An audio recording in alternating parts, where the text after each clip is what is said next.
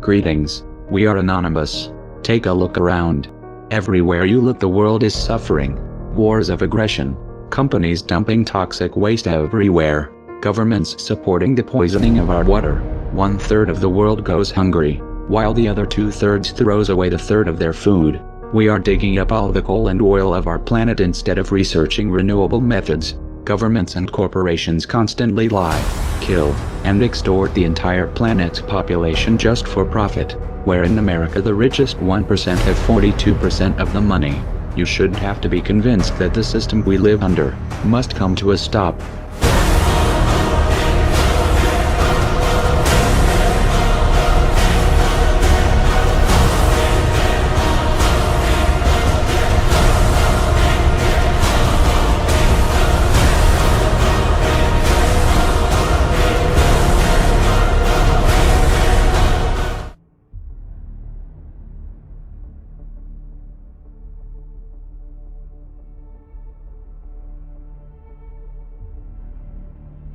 This is just a game to them, a game which is rigged in the most extreme ways, where they cheat at any given opportunity. It is a game in which the majority do not even know they are playing, working only to serve the pockets of the criminal banking cartels. They have created a psychological prison, where the prisoners are not even aware they are locked up. We live under a system in which the wealth is sucked from the poor, then given to the rich, where people actively harm others on this planet in the pursuit of profit. They have orchestrated a huge redistribution of power, purely for more control, but shrouded under the banner of justice. Massive surveillance, data collection of every citizen, hundreds of billions of dollars spent every year on the military-industrial complex, huge bailouts to the bankers, very few people controlling excessively large amounts of media corporations, in turn controlling the information we get, the funding of both sides of the wars, again only for profit and power. For those who are paying attention, this is of no surprise. So do you have any second thoughts about pulling all ground troops out of Iraq? You know what I just find interesting is the degree to which this issue keeps on coming up, as if this was my decision.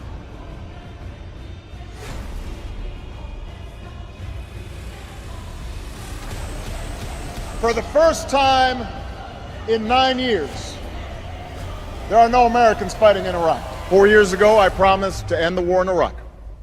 We did. 4 years ago, I promised to end the war in Iraq. I did. 4 years ago, I promised to end the war in Iraq, and I did. I told you we'd end the war in Iraq. We did. I said we'd end the Iraq war. We did. I told you I'd end the war in Iraq, and we did. I ended the war in Iraq as I promised. In 2008, I promised we'd end the war in Iraq. We've ended it. I was able to keep my promise and end the war in Iraq. In 2008, I promised we would end the war in Iraq, and we've ended it. The war in Iraq is over. The war in Iraq is over from ending the war in Iraq. That's why I ended the war in Iraq. For the first time in 9 years, there are no Americans fighting in Iraq. Don't tell me words don't matter.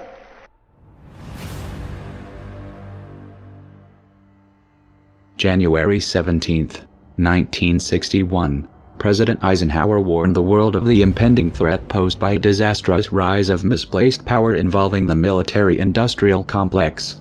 3 months later, President John F. Kennedy would make an address before the American Newspaper Publishers Association, emphasizing the need for a free and independent press, making it clear that censorship and the act of covering up mistakes is unacceptable, especially in what's supposed to be a free and open society.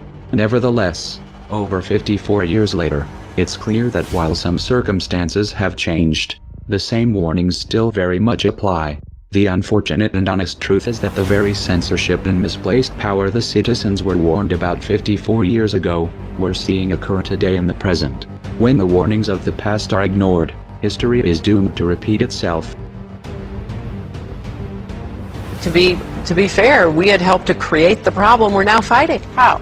Because when the Soviet Union invaded Afghanistan, we had this brilliant idea that we were going to come to Pakistan and create a force of mujahideen, equip them with Stinger missiles and everything else to go after the Soviets inside Afghanistan. And we were successful. The Soviets left Afghanistan, and then we said, great, goodbye. Leave these trained people who were fanatical in Afghanistan and Pakistan, leaving them well armed, creating a mess, frankly, that at the time we didn't really recognize. We were just so happy to see the Soviet Union fall, and we thought, okay, fine, we're okay now. Everything's going to be so much better. Now you look back, the people we're fighting today, we were supporting in the fight against the Soviet.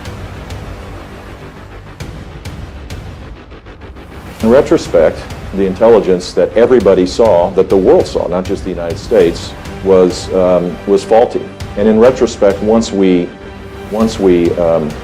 invaded and took out Saddam Hussein, we didn't focus on security first. And the Iraqis, in this incredibly insecure environment, turned on the United States military because there was no security for themselves and their families. Those damn Iraqis, once we invaded, tried to fight back.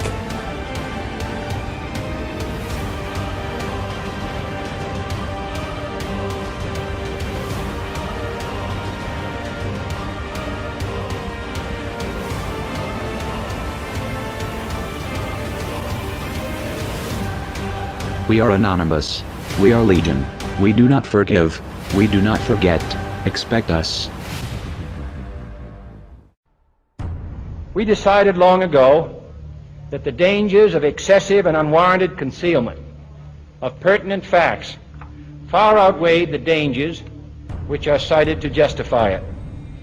And there is very grave danger that an announced need for increased security will be seized upon by those anxious to expand its meaning to the very limits of official censorship and concealment. That I do not intend to permit to the extent that it's in my control. For we are opposed around the world by a monolithic and ruthless conspiracy that relies primarily on covert means for expanding its sphere of influence, on infiltration instead of invasion, on subversion instead of elections, on intimidation instead of free choice, on guerrillas by night instead of armies by day. It is a system which has conscripted vast human and material resources into the building of a tightly knit, highly efficient machine that combines military, diplomatic, intelligence, economic, scientific, and political operations. Its preparations are concealed, not published. Its mistakes are buried, not headlined. Its dissenters are silenced, not praised. No expenditure is questioned, no rumor is printed, no secret is revealed. You felt it your entire life, that there's something wrong with the world. You don't know what it is, but it's there, like a splinter in your mind, driving you mad. It is the world that has been pulled over your eyes to blind you from the truth. What truth? That you are a slave, Neo. Like everyone else, you were born into bondage, born into a prison that you cannot smell or taste or touch. A prison for your mind.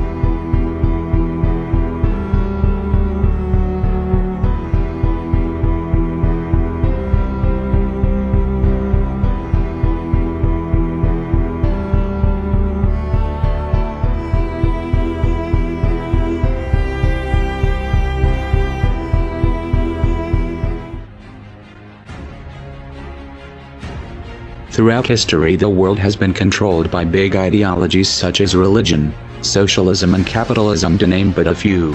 These are all forms of slavery that have stopped our evolution and removed our freedom. Anonymous see these ideologies for what they are: systems of control. The time for change is now. No longer shall the people be oppressed by corruption. In case you are blissfully unaware of who we are, let me tell you this. We are not just a person. As people die, we are an idea, and ideas are immortal. We are justice, and justice cannot be silenced. We are the ones governed by no law. We are the ones who do not beg for justice to take its course. We are the ones your parents warned you about. We are the voice of the silent in the eyes of the blind. We are Anonymous.